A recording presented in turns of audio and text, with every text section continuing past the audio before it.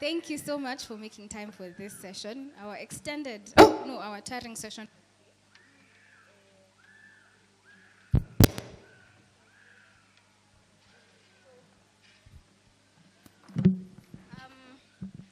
Today's session is being led by the Fearless Business Forum.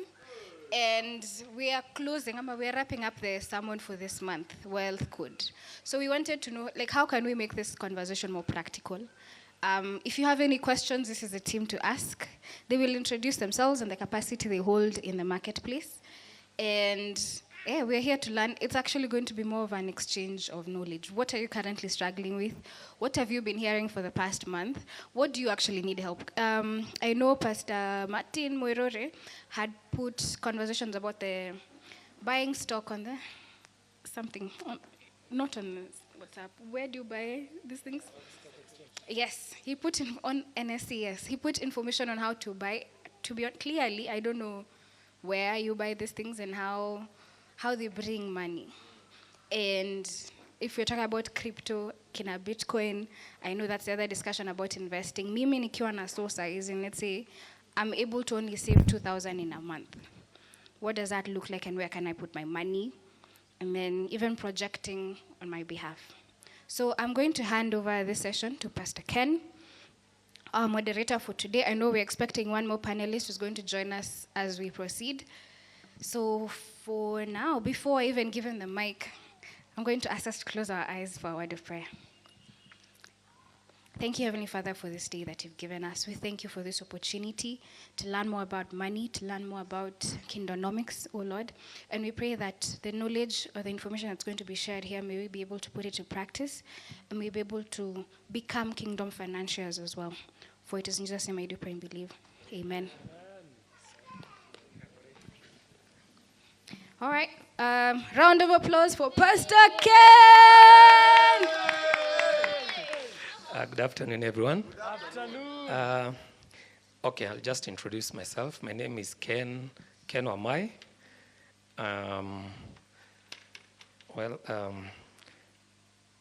Family man, 3 kids. Actually 2 kids, but you people know 3. We are guardians to 1. Yeah, so 3 kids. And as far as this is concerned, I'll say I've been a banker, but not for long.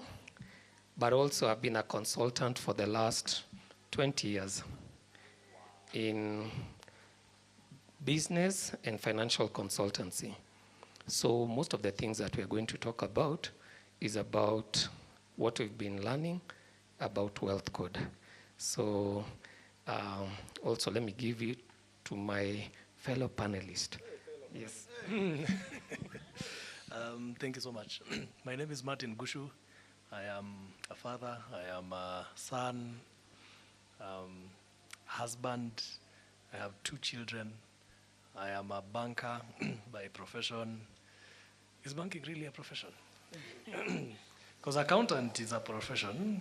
Being a lawyer is a profession. But I can say I work in the banking industry. I've been there for the last 11 years now. And this is a topic that is very personal to me, about money and growing money and multiplying money and keeping money. Yes, it's a topic that if you wake me up in the middle of the night, I will speak about. If you give me a topic to speak, I think financial stewardship would be the topic I'd speak with a lot of ease. Yes, so glad to be here. And this has been an amazing month where we have been learning about money, so I want us to get to the meat of it. Yes. I guess the way we are going to do it is probably get questions from you, but also these for the people who were here last year, it will be almost like a recap a bit, because last year for about 12 to 15 weeks, I taught every Sunday in the morning. So, you see, things don't change. It's still the same, but now in light of what we've been doing, I'm sure now I'll bring perspective in light of what we've been doing.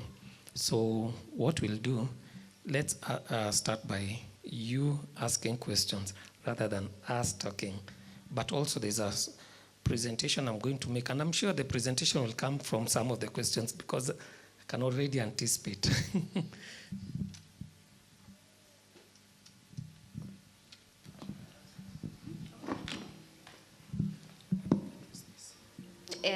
Before someone else asks a question, mine would be, what does investing look like, and where can I invest? And then how much do I need to actually start investing? If you talk about buying into real estate, sijui magota, I don't have 100 Gs to start buying land right now. I can, not, but I don't have that money right now. So I think as you're building our investment portfolio, what does that look like right now? Do you want all the questions at once, ama utajibu moja moja?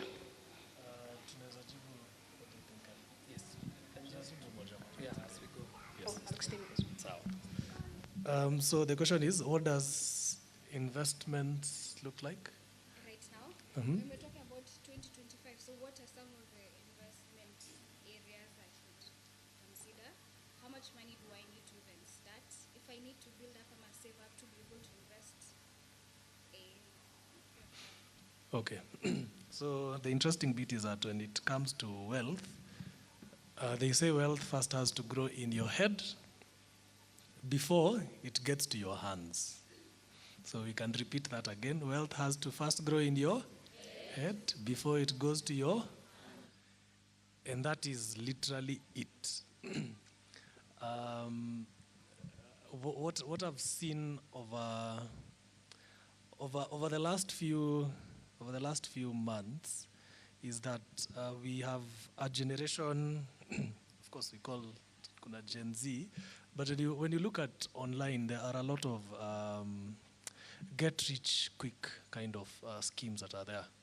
You see young people wanting to invest, including, my own sister telling me that sai nataka kufanya FX. Do you know someone who's good in FX, and things like that?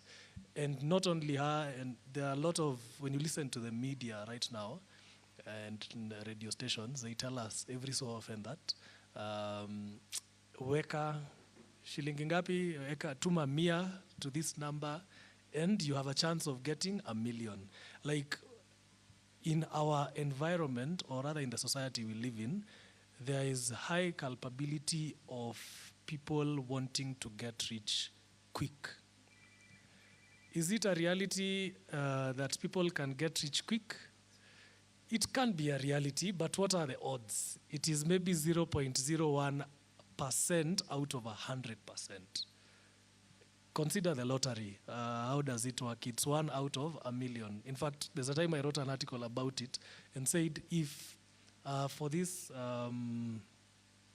betting sites, if someone was to put, in fact, by then betting was catching momentum, and if we are 1 million people and we all put 100 shillings, so 1 million times 100, how much is that? That's 100 million. And then, so let's say it's a TV station that's running that campaign. And they choose to amplify and say that you are giving 5 people 2 million each. How much is that? They've given out 10 million. But in actual terms, how much money have they kept for themselves? 90 million. But then they choose to showcase stories of, I was in the village, I was herding my sheep, I had this promotion, I put 100 shillings and I got 2 million. So they sell us the dream. Unfortunately, when it comes to the reality of money, it's not that way. It's absolutely not that way. In fact, I love the fact that we've been going through this money series. There's a point Solomon says that wealth gained little by little grows. And so when it comes to wealth, and even investing, I think even before the investing part, you first have to know how to make that money. I'm looking for people that yesterday we were doing a book with. I can see Ken here, and it's a book called SFFG. So we are doing it as a DG, and so we're in the first chapter. And there are 3 ways to get money. So say 3 ways to get money. So anyone can guess what are the ways to get money? Literally, guys, how do we get money? You have to work for it, right? So you can either work for money. What are the other ways that you can get money? You can be given as a gift. So you can inherit money. Yeah? Which choice is that? Stealing money. That is also a way. But unfortunately... Talking of ethical yes, ways. Yes. So it's not an ethical way. But ideally, yes, it is an option as well. Or you can marry into it. Right? You can marry into wealth. For most of us... I think the first option, which is working for money, is the only option that we have as at now, right? Like, the only option that we have right now is to work for money. And so, before you even get to the investing bit, I love the conversation. We were challenging ourselves. We were saying that, how many income streams do you have? Because it has to start from, do you actually first have the money for you to start saving, for you to start investing, and for you to start exercising generosity. So if you are to look at the root of it, you first have to get that money. And so before like even the investment bit, it has to start from the working. And just as Percy said that there are natural laws that are there, there's a law of planting, and then there's a law of harvesting, right? So you have to first plant, and you wait for the process. And I love the practical example that Percy gave us. He said that when you plant a seed, you don't go a week after and then get the seed off the ground and ask it, why are you not growing? Like, you need to grow fast, you know? So that's how practically I'm thinking about it when we talk about these get-rich-quick schemes look like. Like, you put in at 10,000 and then you expect to get 50,000 the next month. It is close to impossible. It doesn't work that way. So money first has to grow in your head before it gets to your hands. And maybe I'd want to engage Ken on what are some of the practical steps that we can take to make sure that that we actually get money. You know, where can we get money? Because this sermon series, it was simple, so simple, especially because of the first week we learned about time is your friend, and then the second week we learned about diversification. And so when we look at diversification, I think that's something that I'd want us to like delve into, because we were having that conversation with my wife like I think 2-3 years ago, and we were saying that the biggest risk that we have between us when it comes to money is losing our income, because we realized that we were actually solely dependent on one income. Okay, one income, 2 incomes between us, because she's working and I was also working. And I'm reminded of a story where there's a time we had a big fight. So I was telling the Vegas here that when it comes to marriage, the biggest fights that are there, they are not even about cheating, nini. The most cause of divorce nowadays is money. Money is very, very, very contentious. And I remember there's a time we went to work, and my wife hated her job 100%. She never loved that job. And so she wanted to quit, but then I was there, and what was I telling her? I was encouraging her that you can do it, have a positive attitude. This is a bright day. Look at it with, look at the bright side of life. You're going through a season, even before gold is refined, it has to go through fire. Yes, but the reality of the matter was, if she would have quit her job at that point, we wouldn't literally manage to survive, because we were living hand to mouth at that point. We were living hand to mouth. So what you are earning is what you are, and so she could not afford to lose or to quit.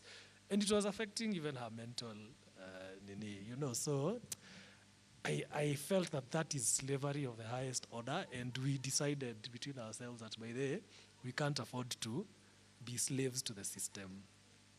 Okay? Yeah, so I can hand it over to Ken.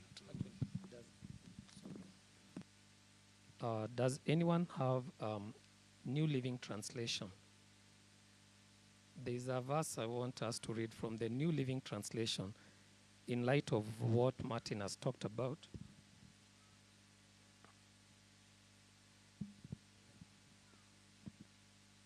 In light of what Martin has talked about, I want you to check from the New Living Translation, because New Living Translation inaitwa vizuri. It's Proverbs 13, verse 11. Actually, the same verse that he had talked about, but he said it in the NIV. I want you to read it from the New Living Translation. Proverbs 13, verse 11. You have?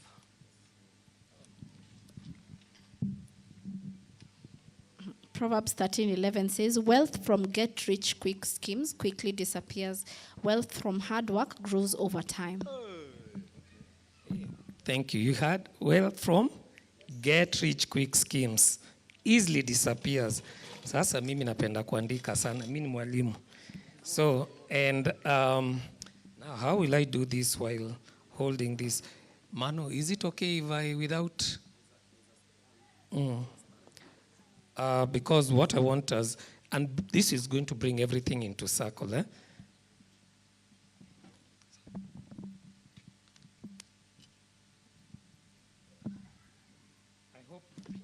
I hope you can all see.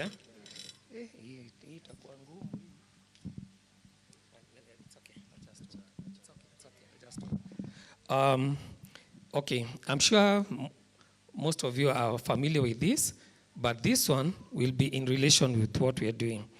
So there are 4 ways of earning.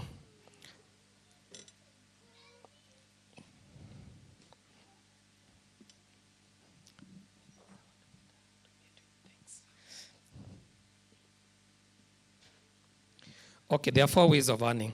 Okay, this is the famous quadrant by Robert Kiyosaki. And we talk of 4 ways of earning money. We go to school. The first thing we are told, tusome sana ndio mwisho kusoma utafanya nini? Mtapata kazi nzuri. So we all want to start from there, from employment. So E stands for employment. You know, and when you get employment, you even hold a bash, everything, unajua now you are self-reliant. And employment is good because the first few months, you see, you were used to either getting an allowance or something, but now you are earning your own money and becomes so good.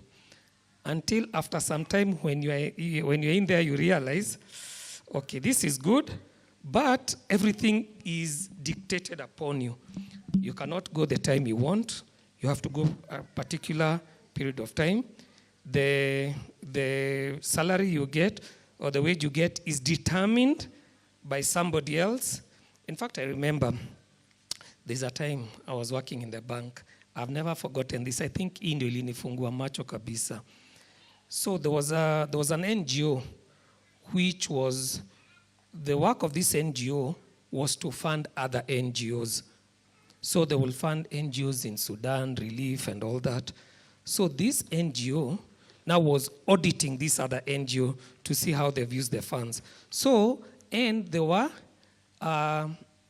banking with us. So they came, they wanted all the transactions and all that. That time, I'm just new in the bank. I'm doing clerical duties in the bank and all that. I was given that work to get everything. And for every transaction, we were charging, I think, 100, everything. Let me tell you, in 2 days, I had made for the bank, I think, 45,000. That time, I was earning 30,000. Nashindwa, wait a minute. Yani, I've just made for the bank, it was, I think, 45,000. Me, I'm earning 30,000. Hapo ndio niko na, shouldn't I have a portion of that as well?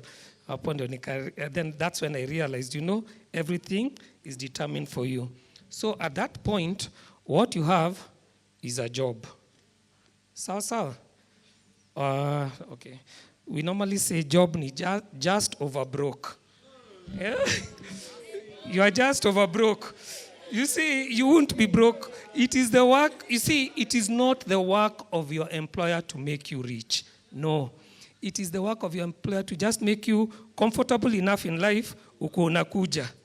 It is not the art, even if we had Erastus Morethi, who was the MD of Cooperative Bank. The man used to earn 2 million per month, but aliquit job kwenda biashara. Na ukiambiwa utapewa 2 million per month, wewe unaona vile mashida zako zote zimeisha kila kitu. But you see, when he went, okay, became an MP on Kalawa and all that, in Swera Flowers, there's a time he was saying, his net, he was earning over 10 million per month. Yet, uko alikuwa na earn 2 million. So in other words, so at that point you say, now,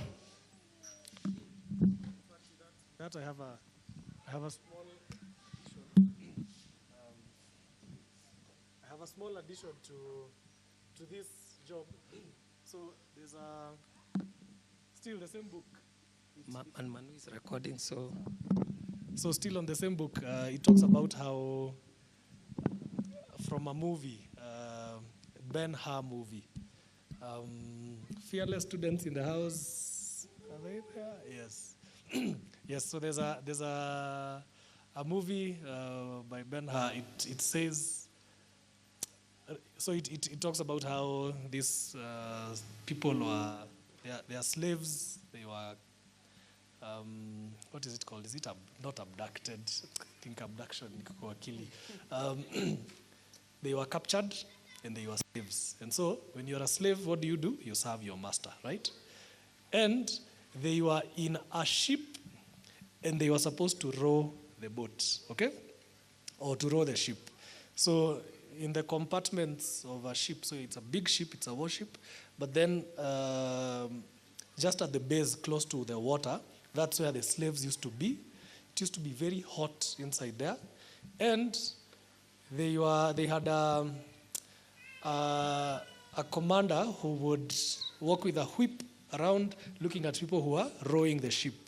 So they would row the ship with now the long pads. So they would row it. So they would be in one row and the other row, and they would now chant their songs, and then when it comes to now rowing, they would row it together so that the ship advances faster.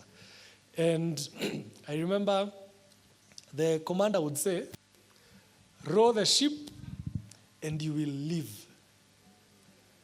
Okay? So you're a slave. You don't have say, like when you're a slave, you don't have an opinion. So what is given to you is what you take. So if it is food, you take. If it is sleep, you're told to sleep now, you sleep now.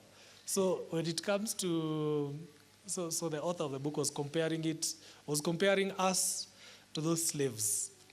So row this ship and you will live. If you don't row the ship, you will die. Okay? And so he would walk with a whip, and then he would whip them, and then he'd tell them again and again, like, row this ship and you live. If you don't row this ship, you will die. And the literal translation is that in this situation of being overbroke, if you fail to show up for job, what happens? Your boss tells you that, okay, you've not come to work today, tomorrow, unataka aje. You know, and then maybe they may give you a grace period, and then after some time, what do? They replace you with someone else. And it's so bad such that even if you are to be sick or to, if you are to be whatever, or to die, literally, they will replace you even before. There was something that was trolling, even before that there was a bank which posted a position of a lady who passed on, and even before her burial, they had already advertised the position. And so, row this ship and you will die. Or row this ship and you will live. So that's an elaborate, just to explain. Yeah, thanks, Pastor Martin. So, here, now umesema, now you see what? Let me start a side hustle, or you start one, you go into self-employment. So S, stands for self-employment. So like Ken here, who had made for the bank, najiambia now, hiyo pesa yote itakuwa yangu. I can wake up the time I want. I can do everything. You go into self-employment. Now, once you get here, you realize you thought you were going to work from 8 to 5. Hapa, unaanza 6 to 10 p.m. Because everything is you. Kila kitu is dependent on you. Yeah? So, hii nitawacha kidogo because I'll still come back to it. Then, there is this other side. Then, from self-employment, here, this is a business owner. And I'm going to give you the difference between here and here because these two confuse a lot of people. Mtu anafungua duka and everything, unasema I'm in business. Now today, there'll be no confusion. What we are doing actually, we are going to make clarity into everything we have learned this month. Sawa sawa. So here, as a big business owner, here is where,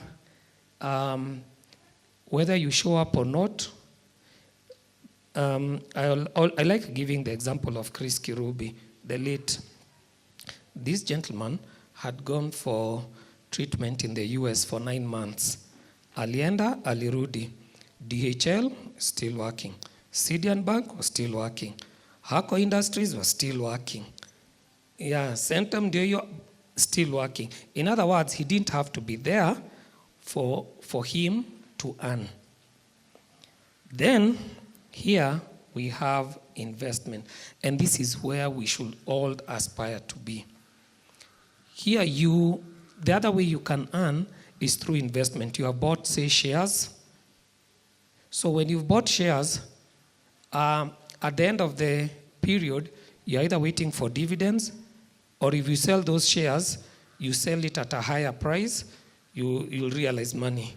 But, say for instance, if I have shares of Kenya Airways, say I bought, I have 10% of Kenya Airways, and Kenya Airways has, say, 25, or say, let me say 30 planes. I can't say, now because I own 10% of Kenya Airways, 3 of those planes are mine. No, you see, there are people who are there working. So what I'm trying to say is, this side, here, your personal effort is required for you to earn. This side, your personal effort is not required for you to earn. Here you're working for money, here money is working for you. Now, I want to distinguish between self-employment and being a business owner. You know, at times we say, mimi niko kwa biashara. But from today, you will tell yourself, are you really in business or are you self-employed?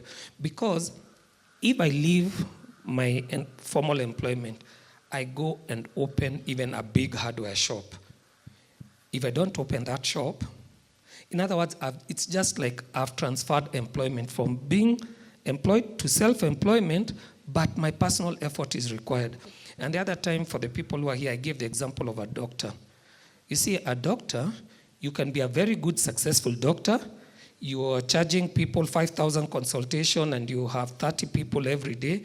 So in other words, you are earning 150,000, which you'll say is good money. What if the day you don't show up? I also gave the example of the Gikonyos. That's Dan and Betty Gikonyo. Dan was the personal doctor to the former president, Kibaki.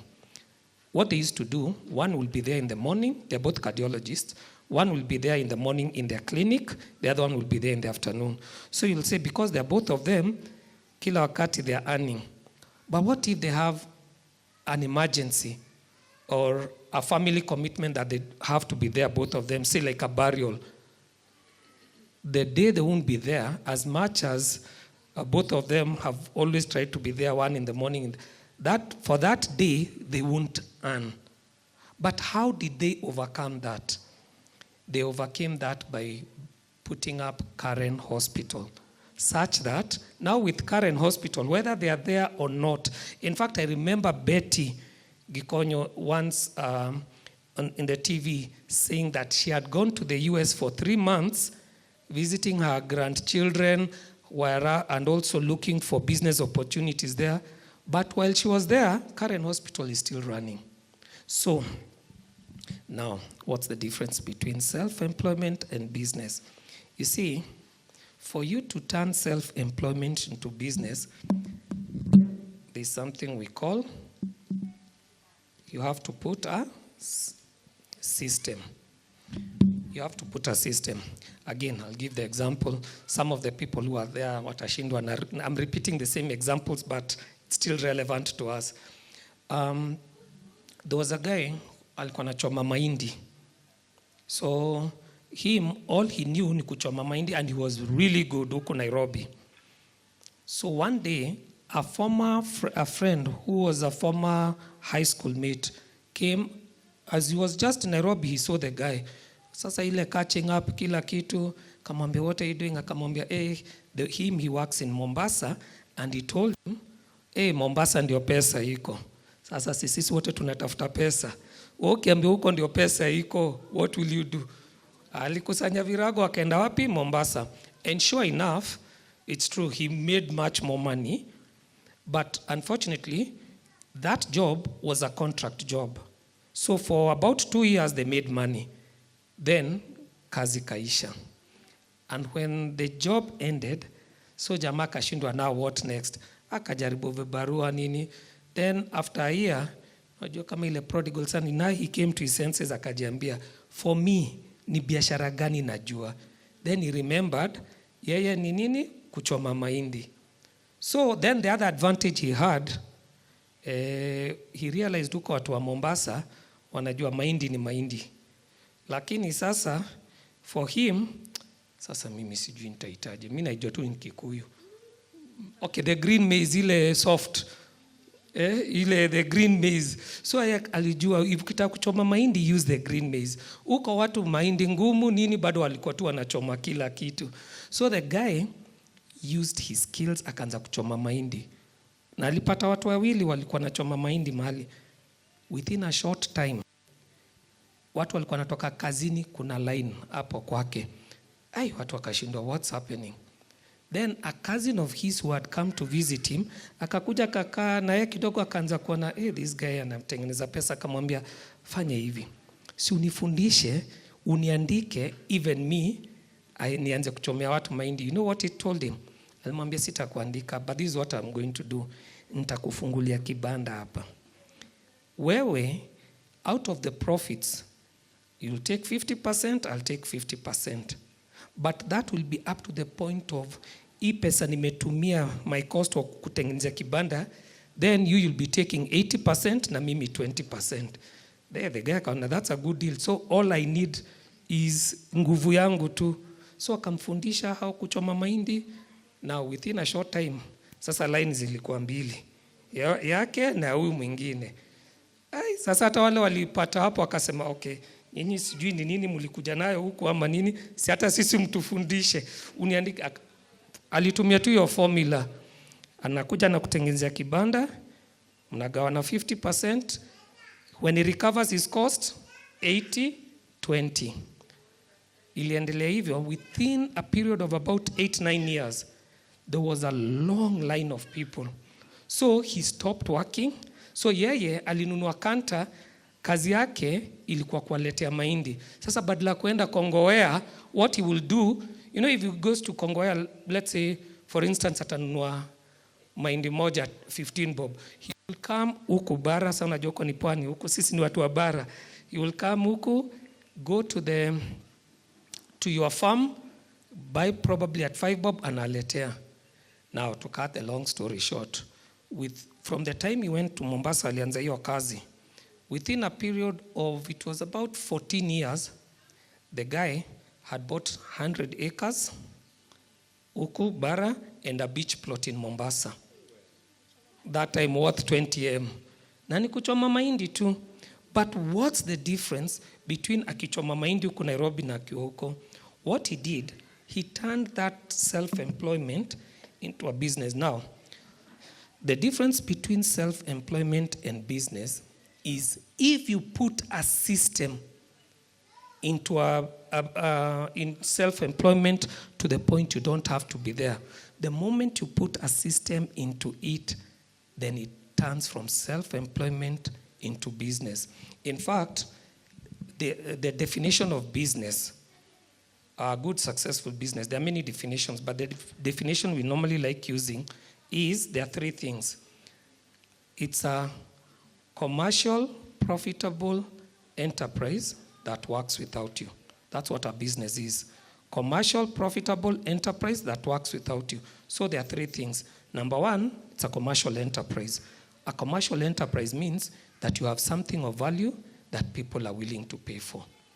So what of value do you have that people are willing to pay for? Secondly, you have to run it in a profitable manner. And lastly, and it's the one I'm focusing on,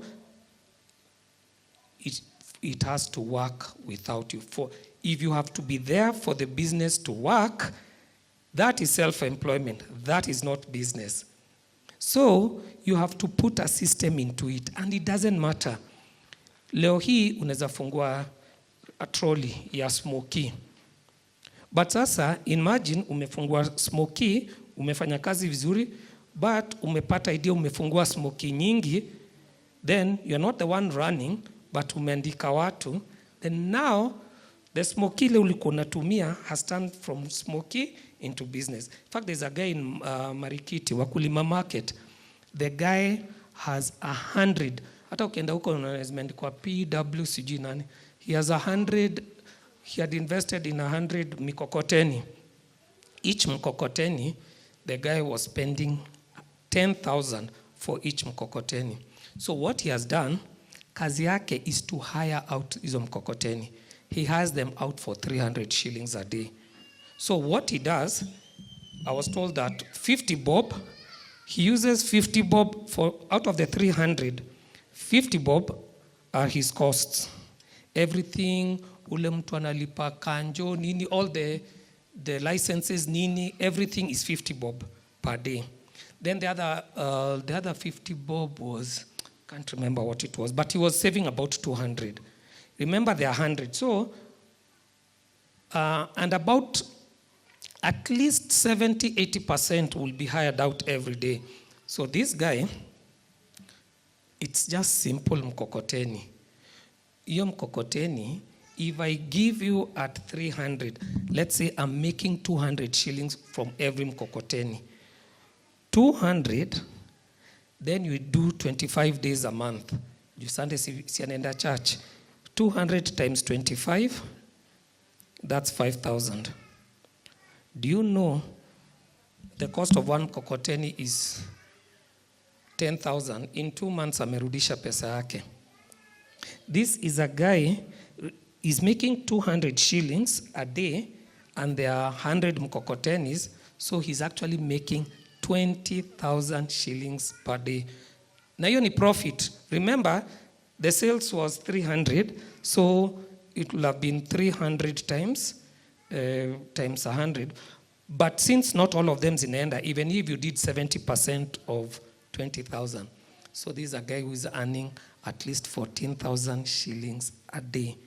So what he has done, initially alikuwa anapeleka mkokoteni. So that was self-employment. But now this system, he put a system into it that it doesn't have to be there, hata ameandika watu. The moment you turn self-employment, you put a system into it to the point you don't have to be there for you to earn, then that becomes a business. That's when you can say you are in business.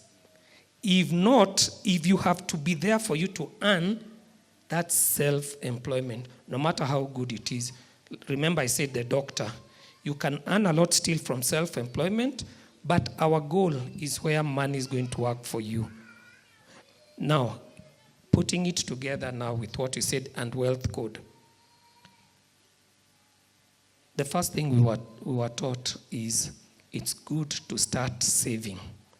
By the way, you cannot advance without saving. When we are employed, when you are earning income, whether you're employed or self-employed, you must always put aside a certain percentage. And I like what Pastor Godwin told us. Pastor Godwin told us 20%. If you can work around having that. But you see, we do not save to spend. Sasa, now we are talking to people ambao wamepitia. Tuliambia we save to do what? To earn. But how are you earning? You are earning coming to this side. You are either investing. You can invest in somebody's business. You can invest. By the way, let me put it this way. Not all of us are cut out for business. At times, there's this thing, tunaambia kila mtu aingie biashara. Wengine wanasema, me, I'm not cut out for business. And I don't know, stigmatize people ama nini kuambia, no, lazima uko in biashara. No. You see, actually, there's a Muindi in Nairobi Securities Exchange. That man has been in the trading floor. The guy just invests in stocks. The guy right now is a billionaire. In fact, last year, he earned, I think, 3.5 billion shillings. Ye kazi yake tu ni kuinvest in stocks. He says he has no time to run biashara, but he invests in stocks. Pesa yake, he just invests in stocks. So even for the big business owner, at the end of the day, we all, actually, this is the quadrant we should all be aspiring. To the point, and that's why we were told about the freedom number. You see, freedom number means that you have made money and taken, say, to a money market fund, where the money that you're earning here, whether you work or not, it's meeting your living expenses. So everything we do, the quadrant we should all be aspiring is this one. Why? Because this is the one that equalizes everything. Whether you're cut out for business, if you're employed, you can invest. If you're self-employed, you can invest. If you're a big business owner, you can still invest. This is the quadrant that equalizes kila mtu. Yes. So I wanted to share that because I know that one is going to answer a lot of the questions that we are going to have. Then later on, there are just 2 movies tutaona of 12 minutes and 13 minutes that will nini bada. So maybe, so as Ken was speaking, there's something that I just remembered. I've looked at our demographics and I've seen that we are mostly young. Yes, that we are mostly young. And so there's something that... Actually, I'll say something to that because now that I have the data for majority of the people in church, I can tell you that in this church, 62% of the people are between 25 and 34. 62% of Mavuno Lifeway, at least the ones who filled that form. Yes. All right. So you can ask yourself, because I think a lot of people start from employment. I'm curious to find out from Kalax, did you start from employment?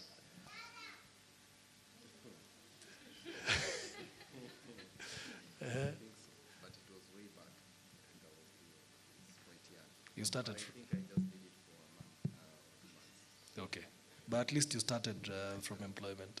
So yeah, so a lot of people start from employment, and then that is a cycle. And the interesting bit about this side is that money works for you. So that's the sermon for let your sleep be profitable. That was personal to me, and I love this section. There was a time we traveled to for a ratio for our friends, and we spent some time on the coastal side. And I remember when we were looking with my wife, we were like, by the way, tukienda nje, we will spend this amount because this is all we have. But then the advantage is, when evening came, we were like, lakini jioni tutapata kitu. And true to it, jioni ilifika, tulipata kitu. So it's because we have sort of, we are business owners, so there's actual passive income that comes when we sleep, like literally. So even yesterday there was income that came. Tomorrow there's income that is going to come. But you'd ask yourself, where do I start? Just as Judy said, that maybe you'd want to invest, or maybe you'd want to even get that income in your hands. You'd want to multiply the resources.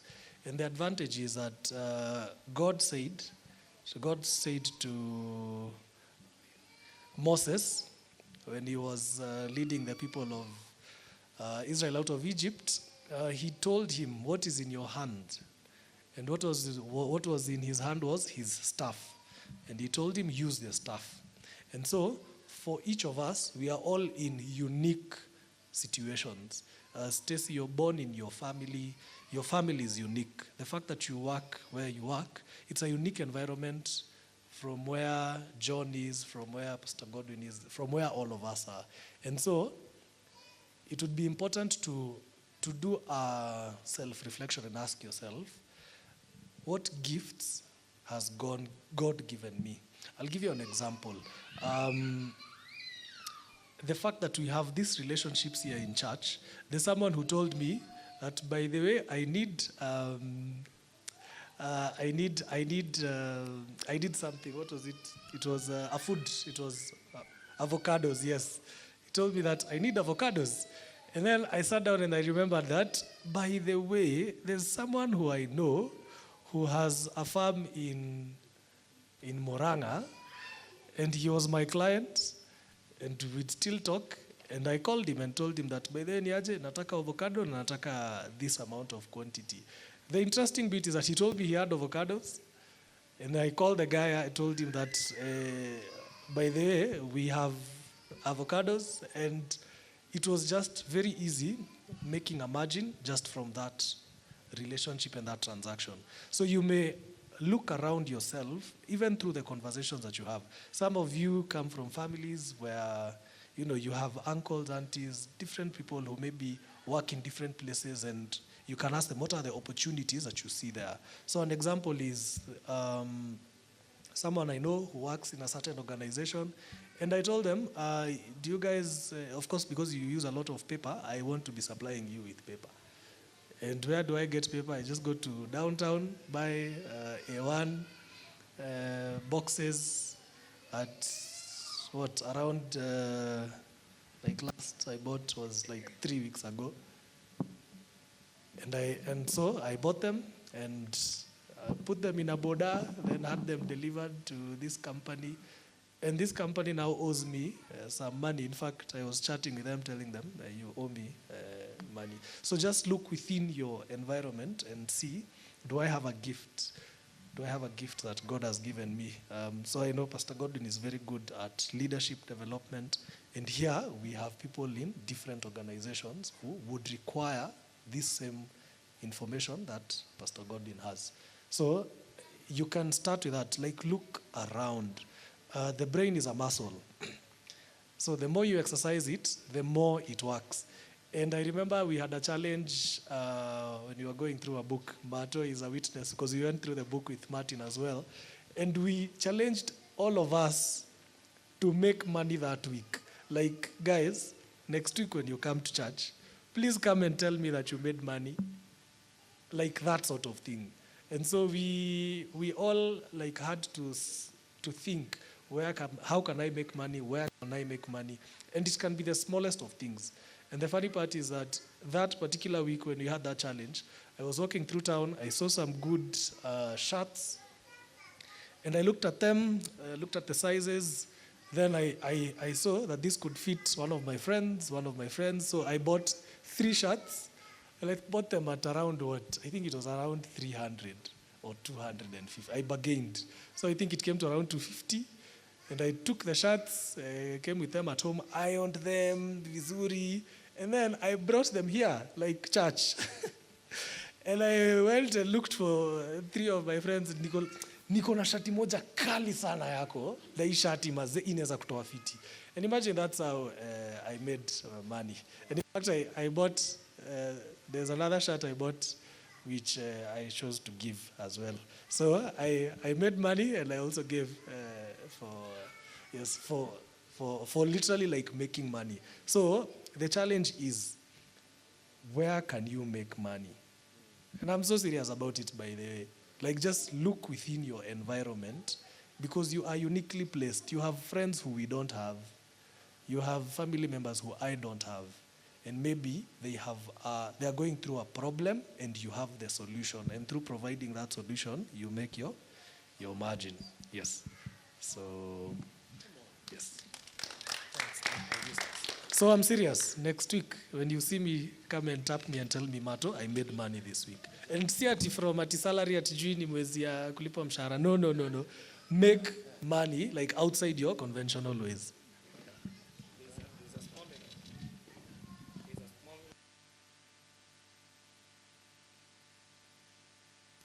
Hello. Oh, there's a small example that we're going to do that is going to touch on what we learned on week 3 and what we did in week 1. And by the way, it's a very powerful thing. I know in church, tulisema kama tumepita, and we're going to spend just a bit of time, and we want to talk about the freedom number. Now, that freedom number, it's one thing to calculate freedom number, but how do we attain that freedom number? For ease of maths, let's say freedom number, the first thing you do is you look at all your expenses, your living expenses. Unaangalia kama ni rent, kula, nini, everything, school fees, nini, kila kitu uangalie per month, how much do you spend? Okay, for ease of maths, let's say 100,000. That means for 12 months, which is 1 year, is times 12 ni 1.2 million. So what you want to do is, you want to have invested some amount of money that is going to be giving you 1.2 million every month. That means, for you, let's say you invest in a money market fund, which is going to give you, say, 10%. Those easy, I mean, like the people who invested with Mansa X, last year they received 25%. Yeah, not even 10%, but let's say 10%. It means you need to have 12 million shillings. With 12 million shillings, when you make 10%, now that 12 million has taken care of all your expenses. Whether ufanye kazi ama usifanye kazi, your living expenses have been met. So the next thing is, it's very good saying that, but I don't have the 12 million. Where do I get the 12 million? Yes. There's something that Pastor Godi said, and even Pastor Mills said. And when I went and researched, nikaenda mpaka ChatGPT mimi karibu nianguke nikushtuka. And I'm just going to use that same example. You people say money don't grow on trees. I want to show you money actually does grow on trees. Do you know, I researched, there's a tree called mukima, na pia kuna ile gravela, but let's talk of mukima. Now that tree does very well. It's good for timber. It does very well in semi-arid areas. Now, in semi-arid areas, it's a good thing because if you go to those fertile places, Central Rift Valley, Central Region, uko shamba, they're crazy. Bei zake ni crazy. But now, if you go to a semi-arid area, unaweza pata shamba even at 30, 40K per acre. Let's say somebody who buys 10 acres. 10 acres, if you're buying at 40K, that's 400,000. Now, let me talk of 1 acre first, before then I'll just multiply by 10. In 1 acre, now that mukima tree, from the point you plant to the point you harvest, it takes 8 years. Now, 8 years inaweza kaa ni kama a lot of time. Now, you think about it. COVID, do you know we are 5.5 years into COVID? So your 8 years, uongeza tu just 2.5 na umefika 8 years. So 8 years, tell yourself this. If I'm working, how long do I need to work kuacha hii kazi niingie biashara? So if you've given yourself, I'll work from the time I'm 25 years, I'll work for 10 years and retire myself at 35. Do you realize 8 is less than 10? So think about it this way. Now, in 1 acre, your total, how much you'll have made from the trees, I found out it was 2.5 million after 8 years. You'll have made 2.5 million, and your total cost, water, nini, kila kitu, and this is really on the higher side, is actually 0.5 million. So in other words, your profit is 2 million. Now, that was 1 acre. Now multiply by 10, that's 20 million, and you are looking for 12. Now, remember this.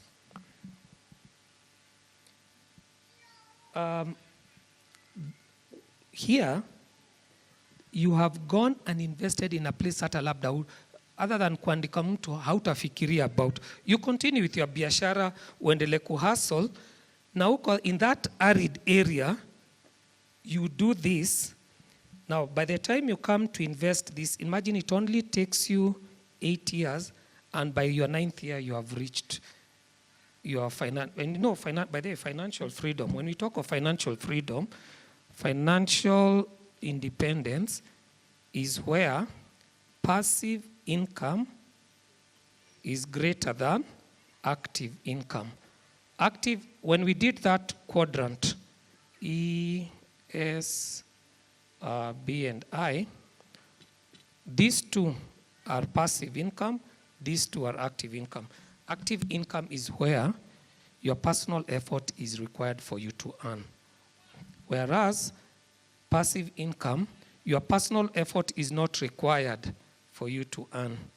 So in 8 years, you have already attained financial independence, such that when you are going to work, yani, if you decide to continue working in different areas, because sasa utasema tu, like Pasi said, sasa ati ulale the whole day, but you are working in such a relaxed way because you are working for growth. Your living expenses have already been taken care of. Wewe, you are working for other things. Hata ukitaka kwenda kuwa missionary 2 years, your family already was taken care of because there was that passive income that is coming in. So, what I wanted to say is this.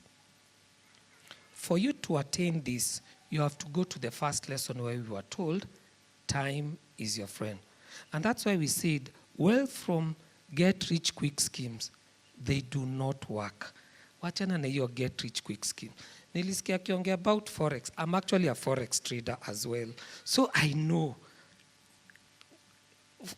Let me tell you, in fact, I will not even desire anyone to enter into Forex. Please, do not. Do not. I am in that space, and I can tell you, I will not desire anyone to enter because that thing, it can be the most stressful thing. Do not. Unless if you really have a conviction in you, now you are led in that area, hiyo ni tofauti. But do not ukifikiria tu huku ndio pesa nini. Kama ni hivyo kila mtu angekuwa huko. Yeah, actually, the failure rate is 98%. Failure rate is 98. Yeah, but anyway, like any other business, ukiuliza mtu in the last 10 years, anaweza kukuambia ameanza biashara 6 na zilianguka. So, the only thing Forex does, it accelerates that feel. Kuanguka, it just accelerates, hakuna kitu kingine. Ni kama tu hizi biashara zingine. So, anyway, sikutaka kunini sana, kuongea about hiyo sana. But what I wanted to say is active income is good, but passive income, it is much more sweeter to have. And that's why we are going to watch just 2 videos. Tukimaliza, we will watch only 2 videos, which will, each one is 12 minutes, the other one 13 minutes. Just give me 25 minutes of your time. I can assure you by the time unaenda nyumbani, we will just be thinking about them. Yes, Bwana Martin. In fact, he was meant to be here. It's only that alikuwa nawiri. We were meant to be the 3 of us. Hi guys.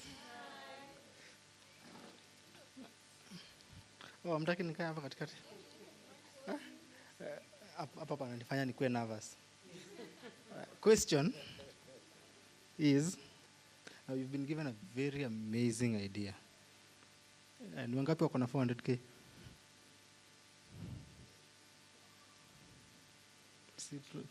Tunaanza na 400k.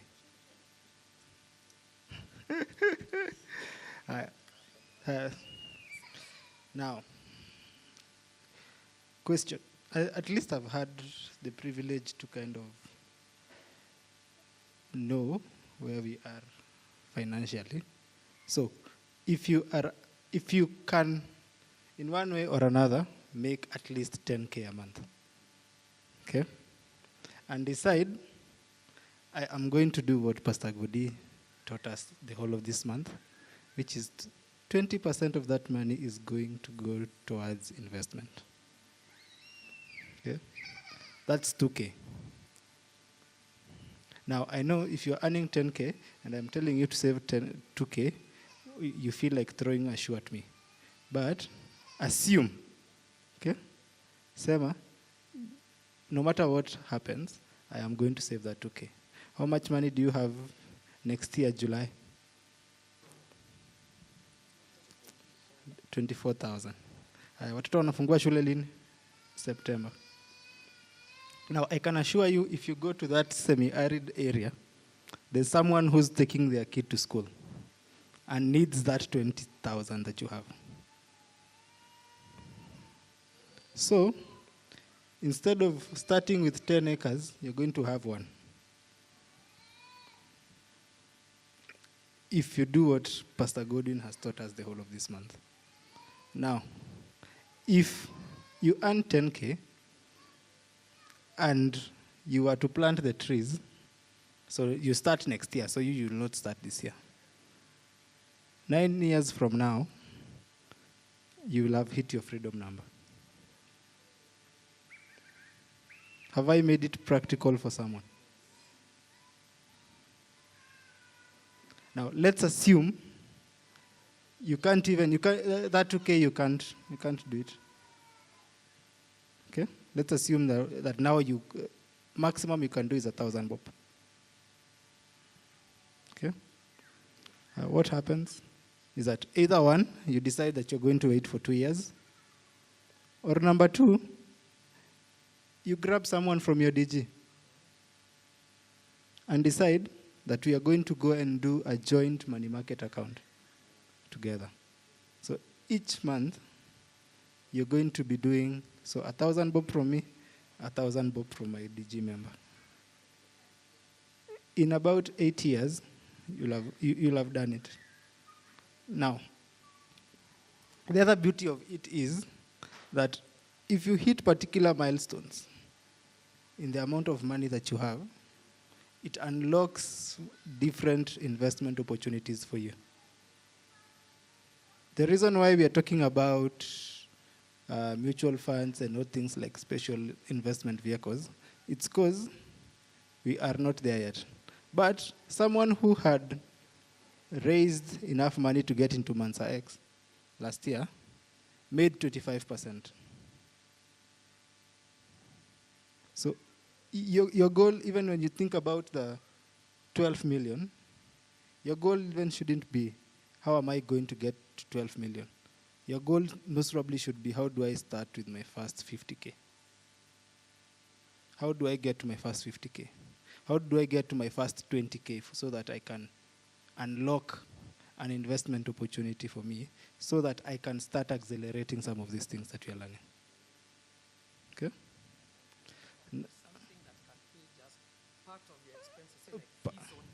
Yes, yes. So we had a conversation. I had a conversation with someone.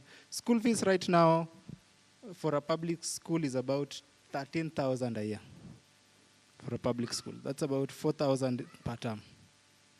That means that you only need around 100K under investments for you to never worry about school fees ever again. Or even let me make it even simpler. So let's say it's my Shiko over there.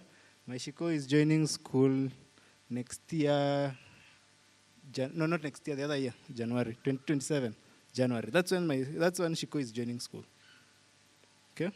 And I know for me to take Shiko to school, I need 13,000 for a whole year. Now, if I decided that what I'm going to do from now, this is July, next year, December, is only invest 1,000 bob for her schooling. 1,000 shillings for her schooling. That means that so long as I am investing 1,000 bob for her schooling, I will always be about 2 years ahead in her school fees. So there is no one time that I will ever get to a point where school fees is due, na sina do ya school fees. Because by the time January nafika, I already have around 15,000, 16,000 under investment. So what I'll just be doing is just paying and inaenda ikirudi. If I can do 5K per month, by the time I'm getting to when she's going to school, I will never have to worry about school fees. I am done thinking about school fees. Just think about, these are some of the ways that we can think through how do we get from where we are today to where we want to be. So that it doesn't look like, some of us did our freedom number. If you're married, trust me, and you're a guy, your wife's freedom number is 4 times the number that you pay. Okay? I almost got a heart attack. I was like, what are we doing with all this money? Anyway, so these are some of the things that we can do and try to get to where we need to be. So challenge number 1, what Mato said, you have 7 days. For the next 7 days, figure out how can I make money? You don't have to start a business. What service can I offer for someone? What problem can I solve for someone for me to make money? Okay? Even if it's 100 bob, that will unlock something for you. You start getting to see opportunities around you. Okay? So I hope I have not diluted what other guys have said. You have enhanced I'm enhanced sana. So unless what we'll do, we'll just ask, for you now to ask questions. Any question you would like to ask? I'll get started. I am Stacey again. Yeah. I think for me, I'm talking about us young people. Because now we'll be exposed to, there are all these circles, there are all these MMFs. And then you don't have visibility into, what you're even getting into. So half the time you're half reluctant. So you're like, I'll do my research. But we never really get there.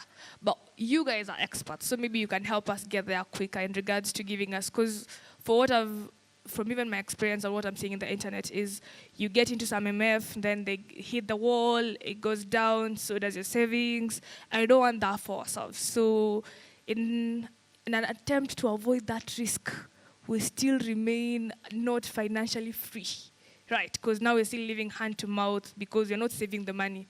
And personally for myself, if I have money in my bank account, I can buy anything. Lately, I've been trying to restrain myself from, the whole consumer mindset. Because know that sometimes I don't even need these things. Like even adding clothes, I don't even need these things. But I just find myself, looks good, I'll buy it. So how can I channel this money to investments? And also which circles or MMFs or even bonds that we can, get into as youths and even people who are here. Thank you. I will help you with that. very quickly to tell you, fortunately, and thank God for this Mavuno Church, not Mavuno Lifeway, we're actually beginning a circle from next week after the Fearless. And the representative of Lifeway in that circle is right here, Pastor Martin. So let's just say Pastor M had already thought ahead of us, and they knew we will have this need. But also another thing I would like to encourage us. There are some these good apps nowadays ambayo unaweza rusha even 10 bob, 5 bob, 20 kama chums na nini. Hizo ni kama piggy bank. Kuna vile sasa tukiwa wadogo tuko na piggy bank. Those ones are also very good, so that saa zile uko yani umepata hiyo temptation ya smoky, rusha tu hapo, so hauna pesa hiyo ya smoky. I'm telling you that delayed gratification itatusaidia. Yeah. Maybe in addition to that, so there's in Kenya we are very strong when it comes to community. Community, what do I mean? A lot of the buildings you find in town, in Thika, in Kirinyaga, in a lot of areas are circle-based. So you'll find that we have personally also been beneficiaries of that as well. So in terms of, we save as a team. So I'll give you my personal example. So there's a chama I am in for just the boys, and the fact that I know that even in my budget, even when we are planning as a family, we normally have to put it as on the budget. Like I have a chama, I need to contribute every month X amount. So one, it's good to save through the avenues that Pastor Ken has mentioned, and the advantage is that as Mavuno, we have the Mavuno Investment Cooperative, which is coming up. So that will be a good place, because in DGs we'll be sitting down and challenging each other, asking, have you saved this month? So it forces you to save. When you're part of a chama, I'm also part of a chama through my aunt, and they save. So they save 25,000 every month, and so and they are like, how many ladies? I think like 30 ladies. So you can imagine, but then they split into two. So 30 times 25. So it's a merry-go-round. They do it as friends. And so she's part of that chama. I joined so we do it as one. Like our contribution is one. And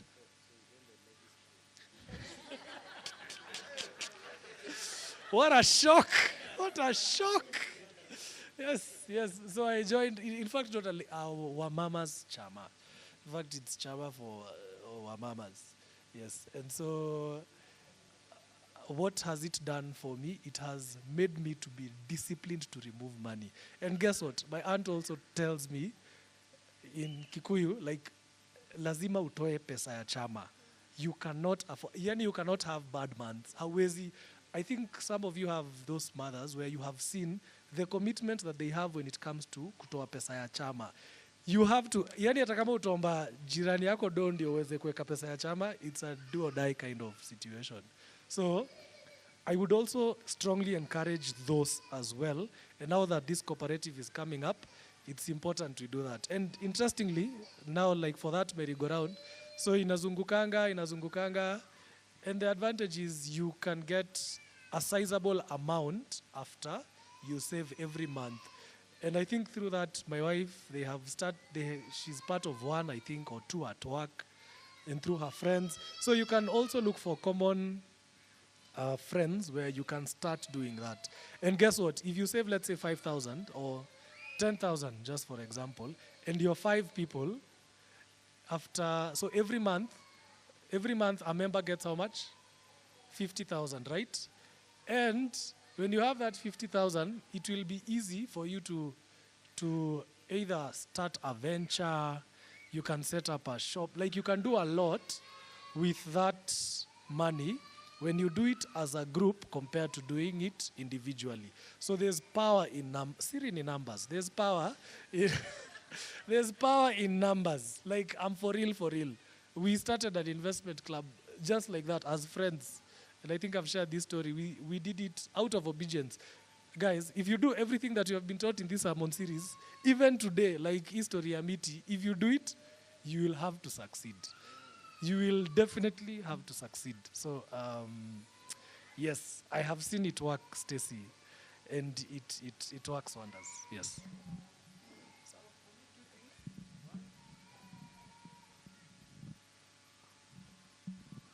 One, do not invest in something you do not understand. And the way to get to understanding, Stacy spent at least 4 years learning to become a software engineer or something. Okay?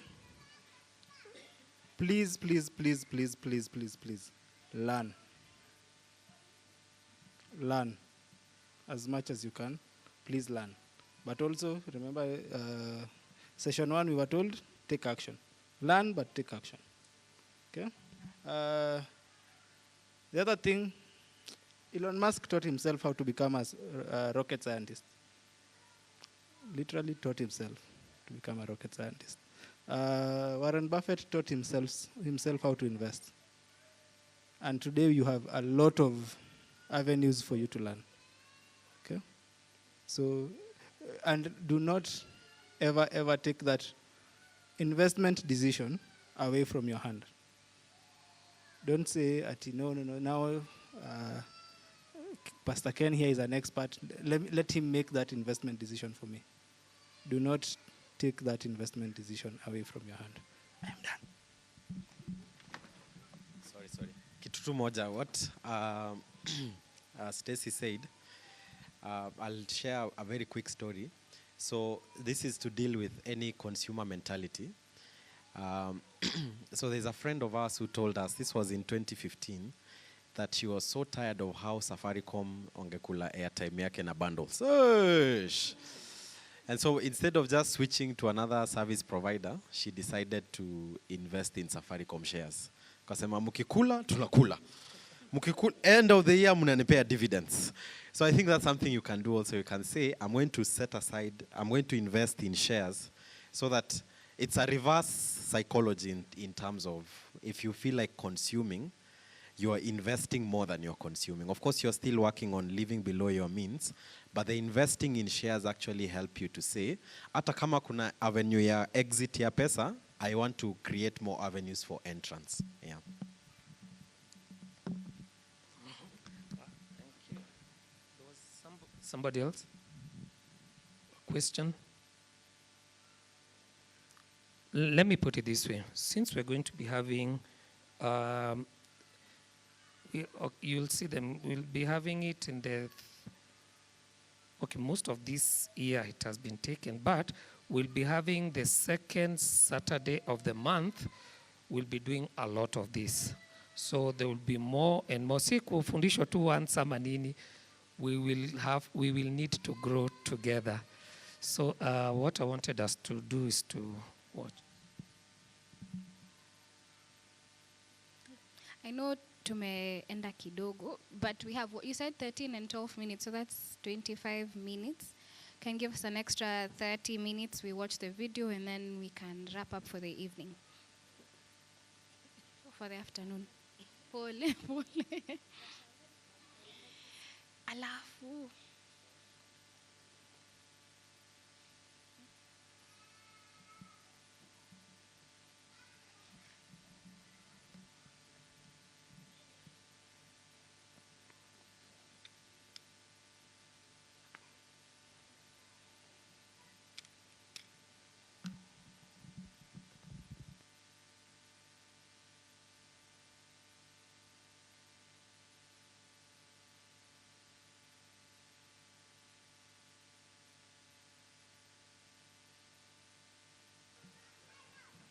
Share with you what I call the kingdom keys for success. We are about to go through some crises in this country. Unfortunately,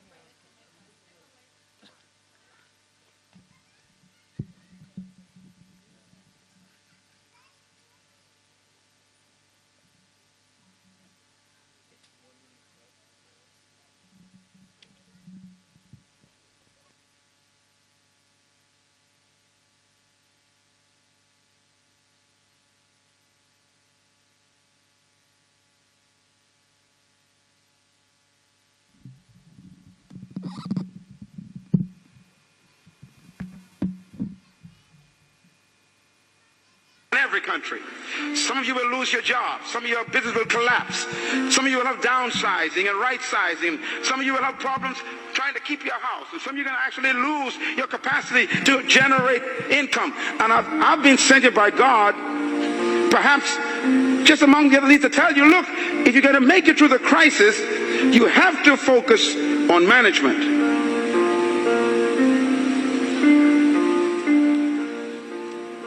Here's God's successful key. Genesis 1:28 says these words, and the Lord blessed them, and God said unto them, be fruitful and multiply and replenish the earth and subdue it, and have dominion over the fish of the sea, the fowl of the air, and over every living thing that creeps upon the ground. Now, listen carefully, because this is really the heart of God's mandate. In Genesis 1:26, God says these words about you. Let them have dominion over the earth. In Genesis chapter 1 verse 28, God tells us how to do it. Dominion means to govern, to rule, to control, to manage, to lead. Now in verse 28, he tells us how to dominate the earth. He gives us the process. Please get your pen. You're going to write this down, because anyone who wants to dominate in the earth will have to follow God's simple process. First of all, the 4 keys or principles of success in God's program. Number 1, be fruitful. God never said to be seedful. The first command God gave man was to be what? Fruitful. It's impossible to produce fruit unless it was preceded by seed. God will never demand what doesn't exist already. So God's first command is to be fruitful. Now, when I looked at the word fruitful in the original Hebrew, it does not mean to have children. It shocked me. For example, if having children was the essence of God's command, then Abraham didn't do a good job with just one legitimate child.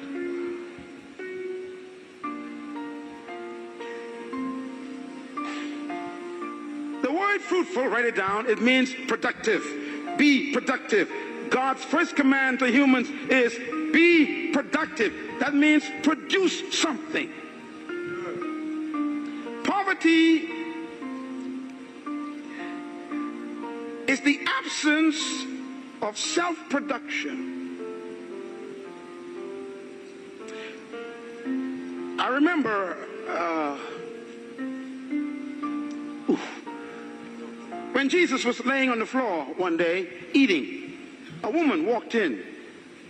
It was illegal for her to do that, where men were eating at that time, and she stepped over Peter, James, and John, and she came to him, and she took this beautiful stone bottle, and she broke the top, and she poured this ointment over his body, and she began to rub it into his flesh and into his feet, and the scent filled the room, and right away the men knew this scent indicates a quality of ointment that was very expensive. Matter of fact, it was imported from Egypt. They knew it.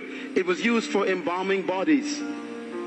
It cost $12,000 to $13,000 US in our day. That's why they said this is a year's wages in one bottle. And they complained to him and said, sir, why do you let this woman waste this precious money on your body? And Jesus said something very important. They said it could have been given to the poor. His answer was, the poor you always have with you. Now, when I look at the word poor there, it shocked me. It doesn't mean those who lack. It means non-productive ones.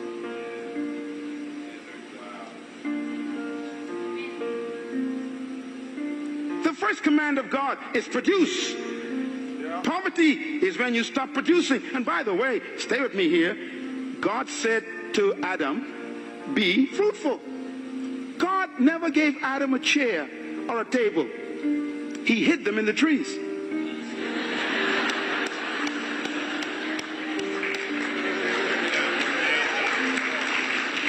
God never gave man shoes. He hid them in the cows. God never built a building before. He hid the buildings in the dirt, in the concrete. He hid the cars in the ore, in the mountains. Be fruitful. Be productive. The future of Australia is not in America or England. It's in Australia. The capacity to produce is right here. Poverty is a lack of creativity, not a lack of resources. There is no crisis except a crisis of creativity. No money has left the planet. No matter what they say around the world, no money went to the moon, no money went to Mars. It's all still here. And it will be attracted to creativity because crisis creates creativity and innovation. It is those who are productive that will attract resources.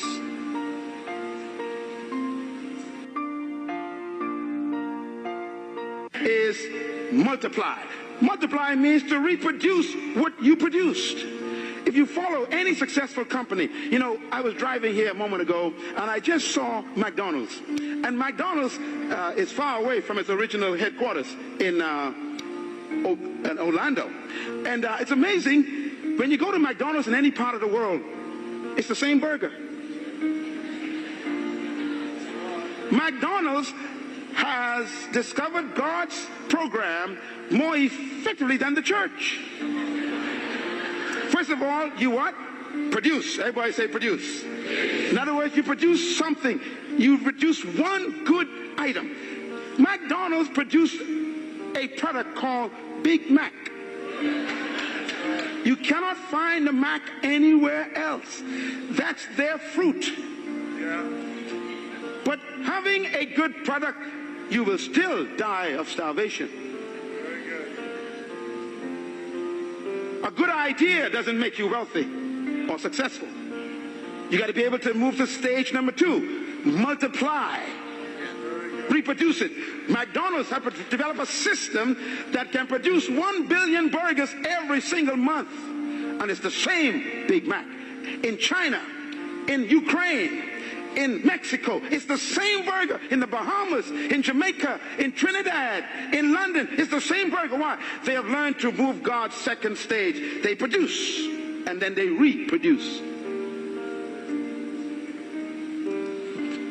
Every successful business on earth has stolen God's process, and only the church have missed it. That's why we're broke.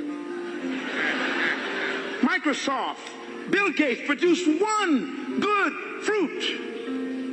And then he put the system in to multiply it. What you cannot reproduce will die.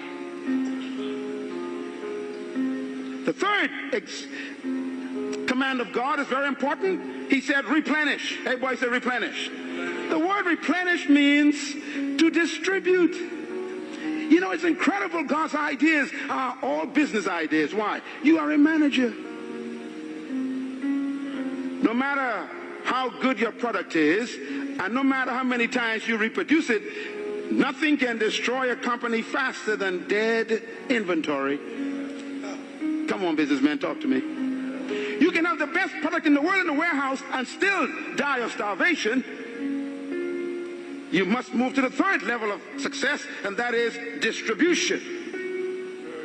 This church was not built by God just to become a good product. He wants to reproduce this 1,000 times in the city. And then he wants to distribute it to other nations of the world.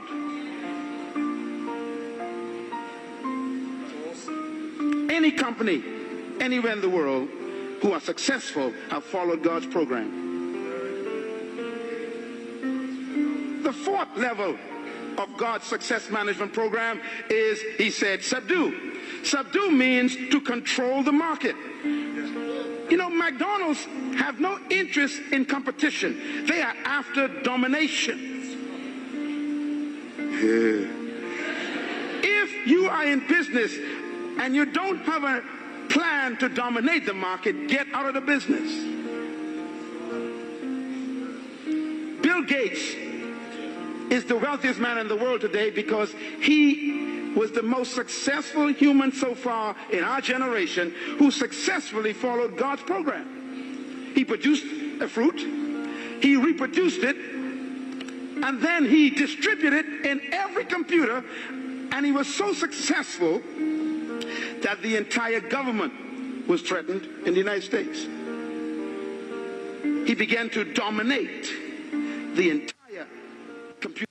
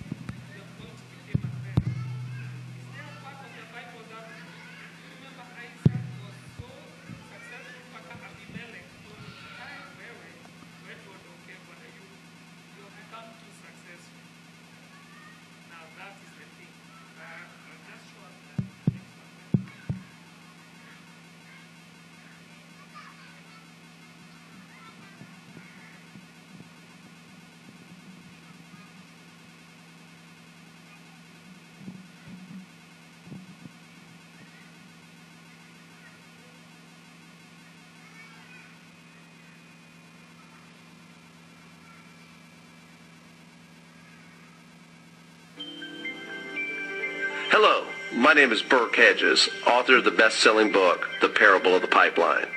I open my book with a story about Pablo and Bruno, who take two very different paths in their quest for financial independence. What you're about to see is the delightful animated story of their adventure. So, sit back, relax, and enjoy the life-changing lessons in The Parable of the Pipeline.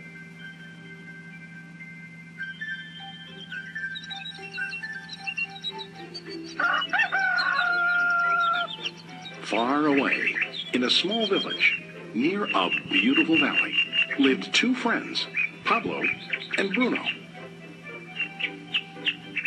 They were both young and dreamed of a better life for themselves. They'd often discussed their dreams about how they would become the most successful men in the village. They weren't afraid of hard work, and they searched for opportunities to help realize their goals and achieve their dreams. One day, an opportunity presented itself.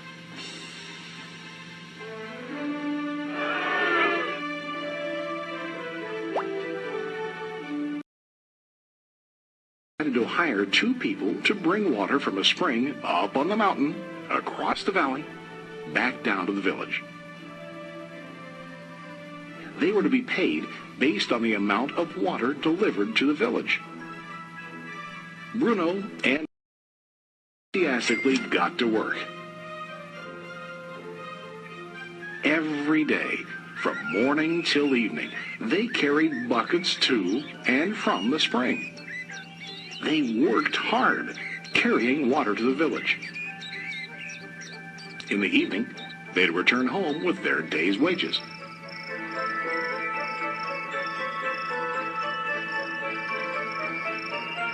Bruno was satisfied with his work and the money he earned.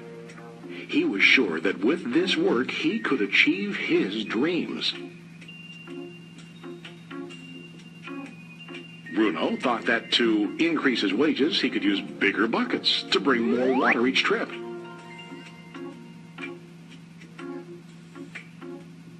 He believed with a larger income, he would soon be able to buy a cow and the house that he dreamed about.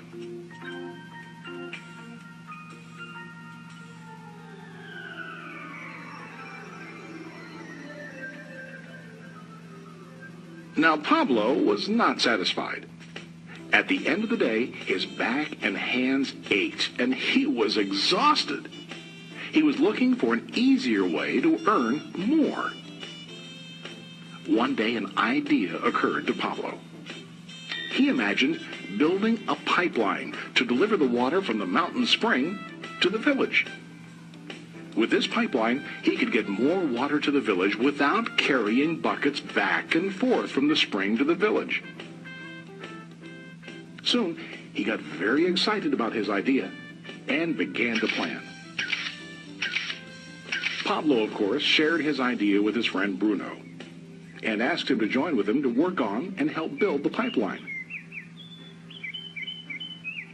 Bruno thought the idea was crazy. All Bruno could think about was what his money could buy today and how to get it quicker. He felt that building a pipeline would slow him down and delay him in achieving his goals.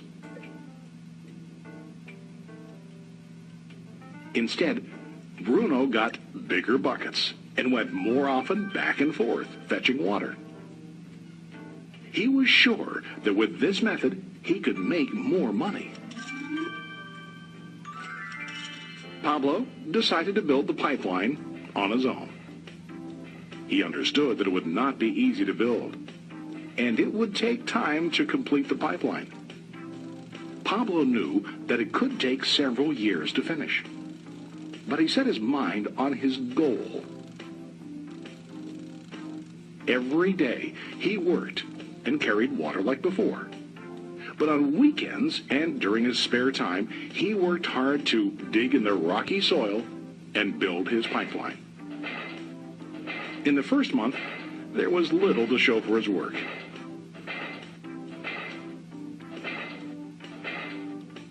Bruno and the villagers laughed and teased him. They called him Pablo the Pipeline Man. During this time, Bruno's income doubled. He already bought a cow and a bigger house. His lifestyle changed. He now spent time after work in the bar, enjoying his hard-earned wages from delivering water.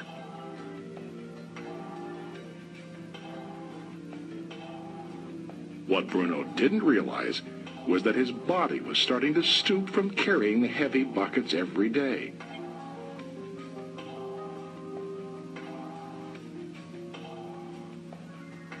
His face looked worn and his body tired. Soon, he began to carry less and less water due to the wear and tear on his body.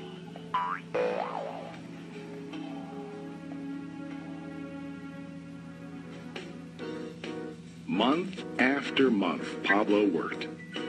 Soon a year passed, and then a second year. Finally, Pablo finished his pipeline.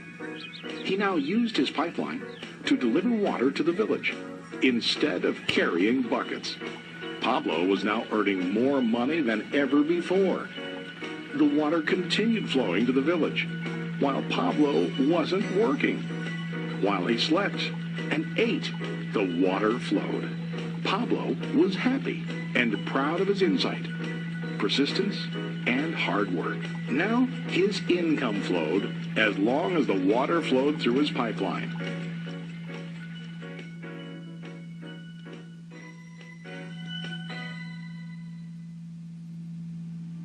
The story of Bruno and Pablo is a reflection of life. Their jobs symbolize what most people do to earn money. Bruno gets his money using buckets. He goes back and forth, carrying his buckets from the spring to the village in exchange for money. To increase his income, he either has to go more frequently to the spring or to use larger buckets. It's common in real life to increase our income by working harder. For example, working overtime or getting a second job. We also increase the size of our buckets by accepting a higher paying position, which often includes spending more time on the job. Most of us exchange time for money like Bruno. We know that every person has only 24 hours in the day and that it's not possible to use all our time to work. The most difficult time comes when we can no longer exchange time for money due to age, health, or other reasons. Then, our income stops. Now let's review what Pablo did. Very wisely, Pablo did not exchange all of his time for limited income, but he used some of his time to build a pipeline. He knew that the pipeline would bring ongoing income as long as the water flowed. An ongoing income that multiplied the time he worked each day. Pablo knew that someday, maybe because of age or health, he would no longer be able to exchange his available time for money. Pablo knew that if he could make his idea of a pipeline work, then he only has to do the hard work of building the pipeline. After the pipeline was completed, Pablo was able to monitor and maintain the flow of water to ensure that his income will continue. Pablo has shown us that to earn an income, we don't always have to directly exchange time for money. There really are better ways. How about you?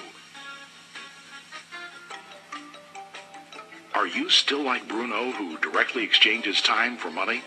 Or do you want to be like Pablo, building and maintaining a pipeline for ongoing income? If you are interested in the idea of building your own pipeline, contact the person who lent you this presentation. You can start building your pipeline today.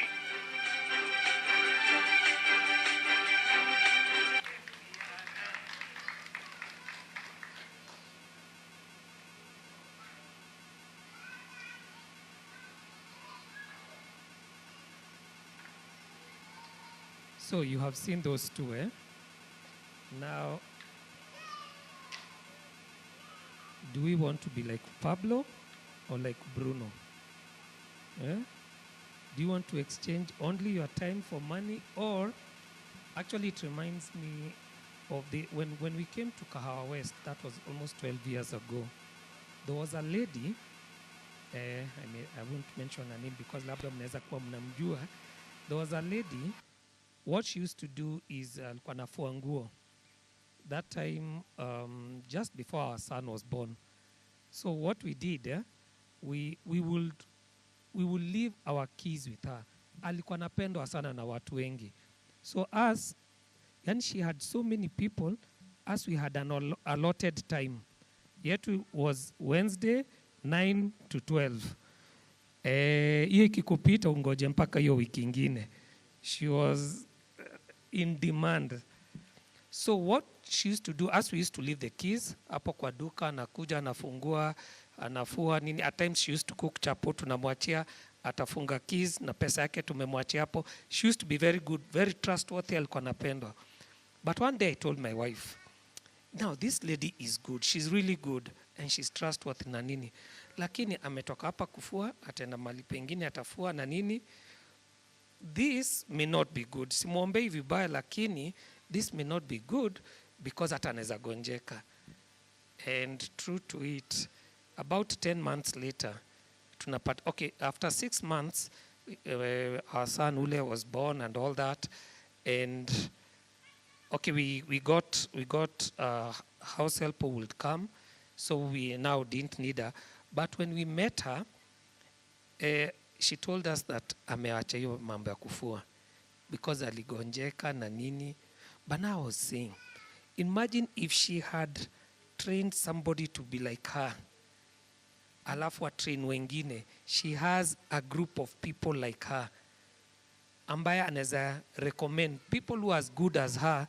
That is now how she will turn herself into a business by creating that kind of system. You saw what Pablo was doing. It's not that he stopped and started building the pipeline. No, he will still continue, but it says, but on weekends and public holidays, that's when he will build the pipeline. So even us, we are not saying now that where you are earning you stop. No, it means don't use all your time for your employer. Take some time, either start a side hustle or save, invest, so that after some time we become like like Pablo. So with that, mimi nitasema asante sana, and I hope we have learned something. And even ile ingine ya Miles Munro, what I will do, both videos tutaweka kwa Mavuno Lifeway. Nini, sasa kama uko kwa hiyo WhatsApp, this is a good opportunity for you to sign up, uingie kwa hiyo WhatsApp group. Sawa sawa. And the other thing the last thing I will encourage us is, if you have not filled the form, by the way, there is a form that we've been filling for the last 2 weeks. If you have not filled that form, immediately after the videos, utaona hiyo form. Please fill that form, because that is what we are going to use to connect us. What we said is, tunataka tuinuke sisi wote. We don't want to be like crabs. You know, a crab, you don't need to put a lid. Ukiweka crab, you don't need to put a lid on that basket. Moja ikienda kupanda, ingine inavuta hiyo chini. Ikienda kupanda, so ukikuja unapata zote zimekufa because zimevutana chini. Rather than zipande hivi to form a ladder to get out of the basket, zinavutana chini. Sisi, we are going to tunataka kuinuana. But ili tuweze kuinuana, that's why we are creating that database. Sawa sawa. So if you have not, tafadhali, we are going to encourage all the DG leaders wateka kwa, because I realize each DG have their own WhatsApp group. They'll also put in the WhatsApp group. Sawa sawa. Asanteni sana. Thank you. Thank you. Thank you so much, Pastor Ken, Pastor Martin, Gushu, Moirore. We appreciate. Hi. We appreciate it. I'm seeing my DG member came. So I'm going to ask Pastor Noel to close for us with a word of prayer. And before that, maybe it's also keen to mention, we'll have a WhatsApp group for Fearless Business Forum. We also wanted to take this opportunity to, I don't know, you're starting in July, the meetings. So we officially want to launch Fearless Business Forum. We'll start meeting, the trainings will start in July 2nd. Every second Saturday of every month, we'll be having similar forums. Come discuss about money, careers for those in employment, and also business. This conversation is like this is only just the beginning, so we want to continue the conversation from there.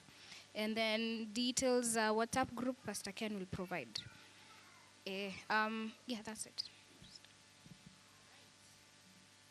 Thank you so much. Round of applause for Pastor Ken, Pastor Moirore, Pastor Martin Goshu. Thank you so much. I know we do not want to be Brunos. Yeah. Yeah, here we don't talk about Bruno. No. Yes, Pastor Pablo is now in Mavuno Meru. Yeah, yeah. So if we could all rise up so that we can pray. After our prayer time, I'd request us to help one another because we love community. Come on, to stack up our seats and then we can put them to the side. Let us pray. Our God and our Father, we thank you so much this afternoon. Thank you for your teaching. Indeed, your word is true when it says that you give us the ability to create wealth. And Lord, we declare today, even as we have learned that poverty is a space of choosing to be non-productive or a place of lack of creativity. But I thank you that our story is different, that we will no longer be a people who will choose to walk in non-productivity. But Lord, even as we have received the grace that you have so freely poured out, as you have taught us about wealth creation through the monthly series in Wealthcode, we thank you that, Lord, you have availed opportunities. I pray that, Lord, you would open up our minds, even for those who probably have many questions still lingering. What is it that I have in my hands? I pray that, Lord, this week you would present it so clearly to them. And I pray that we may not even despise the things that you have put in our hands. I know sometimes it may seem like the things that we, like the example of the person who grew his maize grilling business. I pray that, Lord, even whatever things that you avail for us to put our hands to, that we would not despise, but that, Lord, would be able to be faithful in discipline and grow the same way Proverbs 13:11 says that we will make wealth by growing it little by little. And so I pray that, Lord, you would bless us and that you would teach us and help us to also be a community, even as we continue every second Saturday of the month having different conversations. I pray that, Lord, your wisdom would lead us. Help us to be available to be held accountable even for the decisions that we are making. And Lord, I pray that you would enable us to walk in discipline, even in attending the different forums that you have already provided for us. We thank you for the leadership that you are giving us under Pastor Ken. I thank you that, Lord Almighty, you are giving him the wisdom to lead us forward into that promised land that you have for each one of us. And I pray that, Jehovah Father, that we would indeed continue seeing your goodness even as we move from one level of glory to another. For this we pray, trusting and believing in Jesus' mighty name. Amen. All right. So help us stack our seats together and then have yourselves an amazing, amazing week. See you. Fearless Summit is happening all the way from Wednesday, Thursday. Yes. The Lord bless you and keep you.